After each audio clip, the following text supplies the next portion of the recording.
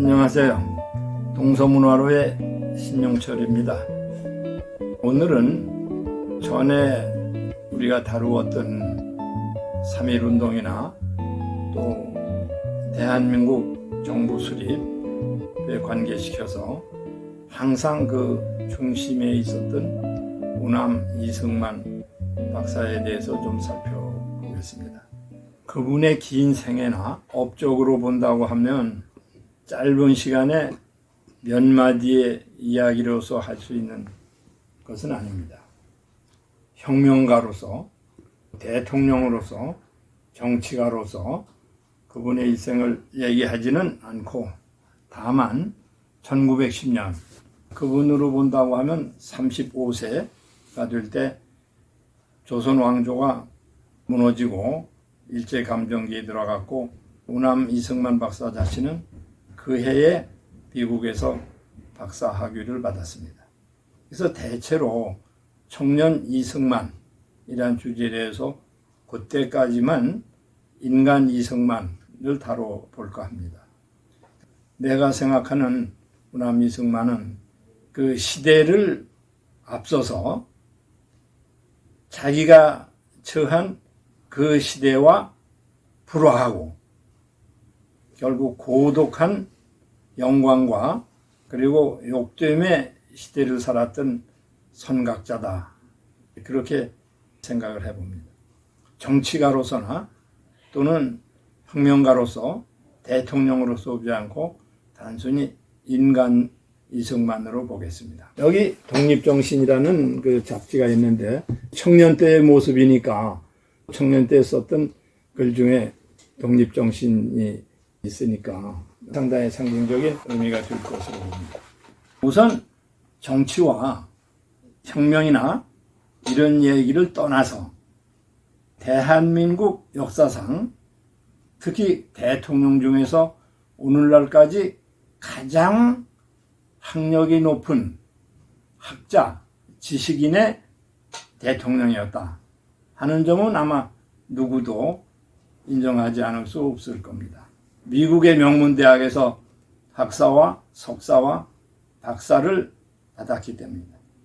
세계에서 가장 교육열이 높다고 하는 대한민국의 어머니들이 오늘날도 꿈으로 생각하는 그런 교육과정을 110여 년 전에 이미 혼자 자기의 힘으로서 이루어낸 청년 이승만을 생각해 봅니다. 특히 지식인, 인문학자로서 생각을 해봅니다.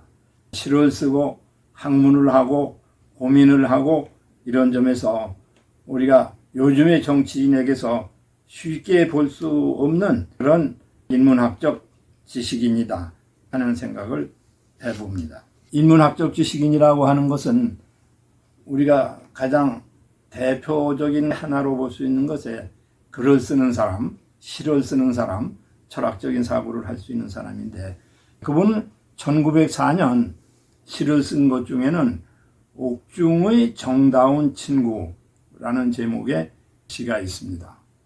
대한제국 말기에 독립협회, 만민공동회 같은 거로 제국에 반항을 했기 때문에 잡혀서 6년여 동안의 감옥 생활을 합니다. 그때 감옥 생활을 하면서도 시를 남겼습니다. 그것은 역시 대단한 인문학적 지식인이 아니었겠습니까? 1903년 옥중에서 같이 있었던 친구를 생각하면서 그는 한 시를 남겼습니다. 쇠사슬에 얽힌 사람들 간에는 새로운 정이 두터워져서 같이 쇠사슬에 얽혀있는 투사들이죠. 사립, 머리에다가 죄수들이 쓴 사립을 쓴 사람들을 만나면 구면처럼 친근해진다. 가까워진다. 우리 자신은 체험을 하지 못해서 알지 못하지만은 여기 보이는 사진이 바로 그 시를 쓸 때 감옥에 있었던 사람입니다. 왼쪽에 서 있는 사람이 죄수로서의 이승만이고 그 옆에 죄수의 동지들이죠. 네. 시인으로서 또는 정치인으로서 죄수로서 하는 점입니다. 또 하나의 시를 살펴보겠습니다. 미국에서 망명생활하고 독립운동을 하던 중에 임시정부를 가기 위해서 상해로 가는데, 그 당시 일본 사람들에 의해서는 현상 붙은 사나이이기 때문에 위장을 할 수밖에 없습니다. 밀항을 하는데 몰래 신분을 속여서 배를 탔는데, 그 배는 사실 어느 정도냐 하면 시체를 싣고 가는 그 아주 밑창에 어두운 그 칸에서 타고 가면서 거기서도 시를 남겼습니다. 그 시의 내용은 이렇습니다. 상해로 위장 빌행 중 1920년 11월에 쓴 시입니다. 물 따라 하늘 따라 떠도는 이 몸, 마일리길 태평양을 몇 번이나 오고 갔나.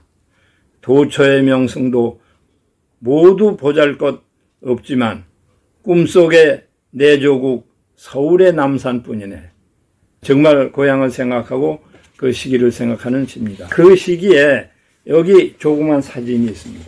왼쪽의 사진은 죄수로서의 사진이고 오른쪽 사진은 상해로 밀항하는 중에 중국 사람으로서 본국에 들어가는 것처럼 변장을 한 겁니다. 중국인 옷을 입은 거죠. 놀라운 일이죠. 그 다음에 1945년 해방 후에 우리나라에 돌아와서 참으로 오래간만에 돌아왔잖아요. 쓴 시가 있습니다. 30의 고향을 떠나 70에 돌아오니 미국 서양 떠돌던 일 꿈속 같기만 하구나. 내 집에 돌아와도 손님 같기만 하니 도처에서 맞아 주기는 하지만 낯익은 얼굴은 거의 볼 수가 없네. 이렇게 한시를 쓰는 인문학적 소역뿐만 아니라 그는 또 글씨의 대가이기도 합니다. 그래서 우리가 잘 아는 서울 종로의 보신각이라는 글씨가 이승만 대통령의 글씨고, 충무공 동상이라든지 여러 곳에 글씨를 많이 남겼는데 이승만 타도 배척운동 때 많이 파괴되어 버렸다고 합니다. 어쨌든 보신각에 오늘날 그 현판의 글씨를 보면서 그분의 그 서예를 다시 생각합니다. 그리고 아주 재담도 잘했다고 그럽니다. 이분이 재담을 하는데 일본의 요시다 주상이 이 대통령을 만났을 때 비꼬는 쪼로 한국에는 호랑이가 아직도 많다죠? 그렇게 물으니까 이승만 대통령 아닙니다. 임진왜란 때 일본 사람이 다 잡아가서 지금은 없습니다. 이렇게 얘기를 했다고 합니다. 장개석 총통이 우리나라를 방문했는데 그때 아마 국회의장 신익희 선생이 통역을 했던 것 같습니다. 신익희 선생은 거의 일생 중국에서 지냈으니까 중국어 아주 능통하지 않습니까? 장개석 총통이 신 의장이 아주 중국어를 잘합니다. 그러니까 이승만 대통령 얘기는 한국어는 훨씬 더 잘합니다. 했다고 합니다. 참 역시 재치 있는 문제였습니다. 혁명가와 정치인 이승만 대통령을 드물게 인문학적으로 평가하셨습니다. 감사합니다.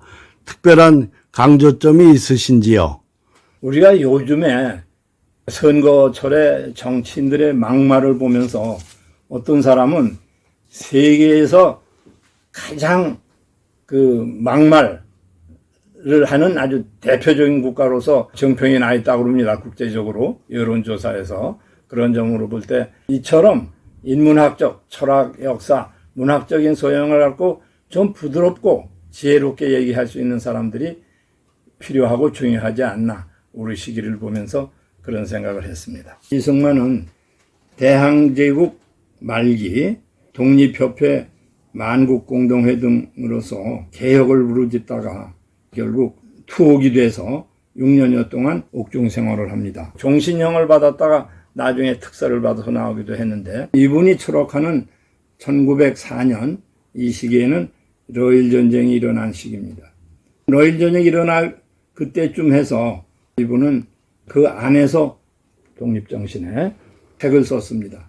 그 당시 놀라운 것은 종이라든지 붓이 감옥에 들어갈 수가 없었는데 또 불구하고 어떤 방법을 써서 그것을 구해가지고 독립정신을 썼는데 그 책이 오늘날 번역도 되고 많이 나와 있습니다. 내용을 보면 대체로 우리 땅에 와서 러시아, 일본이 전쟁을 하니 그럼에도 불구하고 대한제국은 그저 러시아 공사관을 바라보고만 있을 뿐이다. 한일의정서를 통해서 일본은 대한제국의 모든 권리를 다 빼앗아 가고 있지 않는가. 일본이 대한제국을 더 이상 나라로 인정하지도 않게 되었으니 분노하지 않을 수가 없단 말이에요.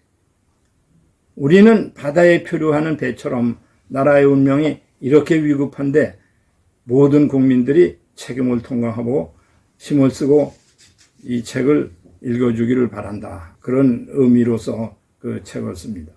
그리고 그는 추록하자마자 추록 후에 있어서 생각을 합니다. 아득하죠. 감옥에서 나와서 좋기는 하지만은 어디로 가야 될지, 무엇을 해야 될지 모르는데 그는 일찍이 크리스찬이 됐고 미국 선교사들과 연결하면서 미국을 가게 되는 거죠. 이것이 그의 일생에 있어서나 우리 한국의 역사에 있어서 중요한 갈림길이 될 수 있다고 생각을 합니다.